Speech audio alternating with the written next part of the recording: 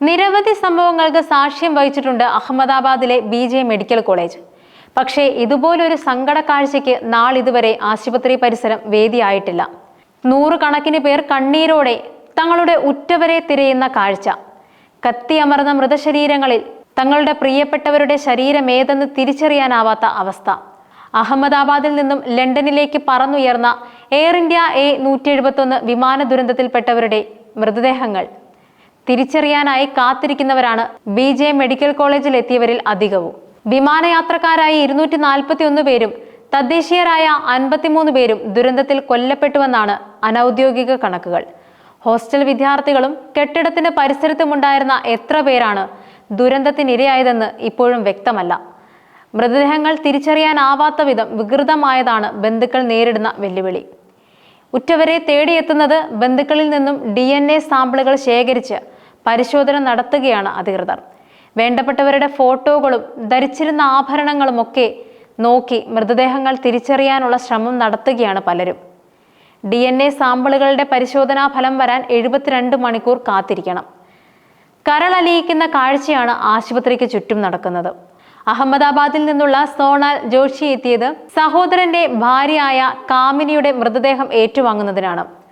മൃതദേഹം തിരിച്ചറിയാനാവാതെ DNA ശേഖരിക്കുന്ന റൂമിൽ സോണാലിന്റെ സഹോദരൻ തളർന്നു വീണു. കാമിനി ഉടുത്തിരുന്ന വസ്ത്രവും ധരിച്ചിരുന്ന രുദ്രാക്ഷ ലോക്കറ്റുമുള്ള ഫോട്ടോയാണ് ആകെ അവശേഷിക്കുന്ന പിടിവള്ളി. ആശുപത്രിയുടെ മറ്റൊരു വശത്ത് സഹോദരിമാരായ ഹീർ ബക്ഷിയുടെയും ദീർ ബക്ഷിയുടെയും ബന്ധുക്കൾ തേങ്ങലടിക്കുകയായിരുന്നു. 20കാരികളിൽ ഒരാൾ ഫാഷൻ ഡിസൈനറും മറ്റൊരാൾ IT ജീവനക്കാരിയുമായിരുന്നു. മുത്തശ്ശിയെ കാണാൻ അഹമ്മദാബാദിലെത്തി മടങ്ങിയവരാണ് ഇരുവരും. റിസ്വാൻ നഷ്ടപ്പെട്ടത് കുടുംബത്തിലെ 3 പേരെയാണ്. സഹോദരൻ പർവേഷ്, മരുമകൾ സുബൈറ, അനന്തരവൾ യാസ്മിൻ വോറ. DNA ഫലത്തിനായി റിസ്വാൻ കാത്തിരിക്കുകയുമാണ്. നിരവധി ആശുപത്രി ജീവനക്കാരും പരിസര പ്രദേശങ്ങളിലുള്ളവരും ദുരന്തത്തിനിരയായിട്ടുണ്ട്. മരിച്ചവരെ പലരെയും തിരിച്ചറിഞ്ഞിട്ടില്ല. ചിലർ ഗുരുതരാവസ്ഥയിലാണ്. ഇതിൽ തന്നെ പലരെയും തിരിച്ചറിഞ്ഞിട്ടില്ല. വിമാനത്തിലുണ്ടായിരുന്ന 53 ബ്രിട്ടീഷ് പൗരന്മാരുടെ ബന്ധുക്കളിൽ പലരും സ്ഥലത്തെത്തിയിട്ടില്ല. വിമാന ദുരന്തമുണ്ടായി 24 മണിക്കൂർ പിന്നിട്ടിട്ടും എത്ര പേർ കൊല്ലപ്പെട്ടെന്ന് ഔദ്യോഗികമായി പ്രഖ്യാപിക്കാൻ കേന്ദ്ര സംസ്ഥാന സർക്കാരുകൾക്കായിട്ടില്ല. വിമാനത്തിൽ നിന്നും ഒരാൾ മാത്രമേ രക്ഷപ്പെട്ടുള്ളൂ എന്ന് Ahmedabad police commissioner GS Malik വ്യാഴാഴ്ച അറിയിച്ചിരുന്നു. എന്നാൽ വിമാനം ഇടിച്ചിറങ്ങിയ ഹോസ്റ്റലിലുണ്ടായിരുന്ന എത്ര പേർ കൊല്ലപ്പെട്ടു, പ്രദേശവാസികളായ എത്ര പേർ മരിച്ചു എന്നതിനെക്കുറിച്ചുള്ള കണക്കുകൾ പുറത്തുവിട്ടിട്ടില്ല. അപകടസ്ഥലം സന്ദർശിക്കുന്ന വീഡിയോ എഡിറ്റ് ചെയ്ത് പശ്ചാത്തല സംഗീതം സഹിതം സമൂഹ മാധ്യമങ്ങളിൽ പോസ്റ്റ് ചെയ്ത സിവിൽ ഏവിയേഷൻ മന്ത്രി K. റാം മോഹൻ നായിഡുവിനെതിരെ വലിയ വിമർശനവും ഉയർന്നിട്ടുണ്ട്. എന്നാൽ അതോടൊപ്പം കുടുംബത്തിന്റെ ചായക്കടയ്ക്ക് സമീപം ഉറങ്ങിക്കിടന്ന കൗമാരക്കാരനായ ആകാശും വിമാനാപകടത്തിൽ കൊല്ലപ്പെട്ടു. മൃതദേഹം തിരിച്ചറിയുന്നതിന് DNA പരിശോധനയ്ക്കായി ബന്ധുക്കൾ ഇന്നലെ സിവിൽ ആശുപത്രിയിൽ എത്തിയിരുന്നു.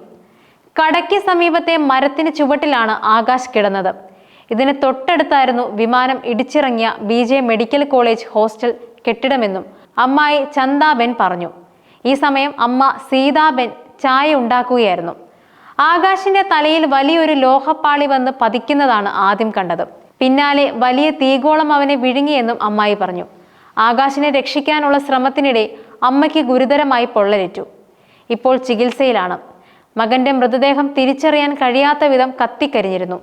DNA പരിശോധനയ്ക്കായി അച്ഛൻ സാമ്പിൾ നൽകി.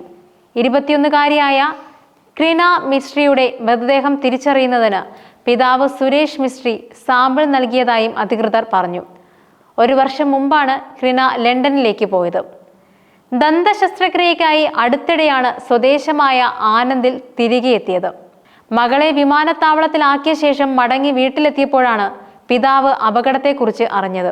അതുപോലെ തന്നെ മലയാളിയായ പുല്ലാട് സ്വദേശി രഞ്ജിത G. നായരുടെ മൃതദേഹം കാലതാമസമില്ലാതെ നാട്ടിലെത്തിക്കുന്നതിനുള്ള നടപടി ജില്ലാ ഭരണകൂടം ഉറപ്പാക്കുമെന്നും ആരോഗ്യമന്ത്രി വീണ ജോർജ് അറിയിച്ചിരുന്നു.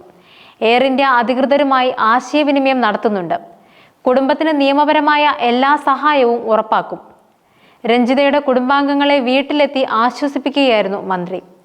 കോഴഞ്ചേരി ജില്ലാ ആശുപത്രിയിലെ നഴ്സിംഗ് ഓഫീസറായിരുന്ന രഞ്ജിത അവധിയെടുത്ത് വിദേശത്ത് ജോലി ചെയ്യുകയായിരുന്നു. സർക്കാരിന്റെ എല്ലാ പിന്തുണയും രഞ്ജിതയുടെ കുടുംബത്തിനുണ്ടാകുമെന്നും മന്ത്രി അറിയിച്ചു. വിമാനം തകർന്നു വീണു തീ പിടിച്ചപ്പോൾ അനുഭവപ്പെട്ട താപനില 1000 ഡിഗ്രി സെൽഷ്യസ് എന്ന് വിദഗ്ധർ പറയുന്നുണ്ട്. അഗ്നിപർവ്വത ലാവ പുറത്തേക്ക് ഒഴുകുന്ന തരത്തിലുള്ള താപനിലയായിരുന്നു BJ മെഡിക്കൽ കോളേജ് പരിസരത്ത് രേഖപ്പെടുത്തിയതെന്നും ഇതോടെ രക്ഷാപ്രവർത്തനം ദുഷ്കരമായെന്നും ഉദ്യോഗസ്ഥർ പ്രതികരിച്ചു. 1.25 ലക്ഷം ലിറ്റർ ഇന്ധനം വിമാനത്തിലുണ്ടായിരുന്നു. ഇന്ധന ടാങ്ക് പൊട്ടിത്തെറിച്ചതോടെ അഗ്നിപർവ്വത സ്ഫോടനത്തിന് സമാനമായ സാഹചര്യത്തിലെത്തി. ഇത്തരം താപനില മനുഷ്യ ശരീരത്തിന് താങ്ങാൻ സാധിക്കില്ല. അതുകൊണ്ടാണ് യാത്രക്കാർക്ക് രക്ഷപ്പെടാൻ സാധിക്കാത്തതെന്നും അഗ്നിശമന സേന ഉദ്യോഗസ്ഥർ പ്രതികരിച്ചു.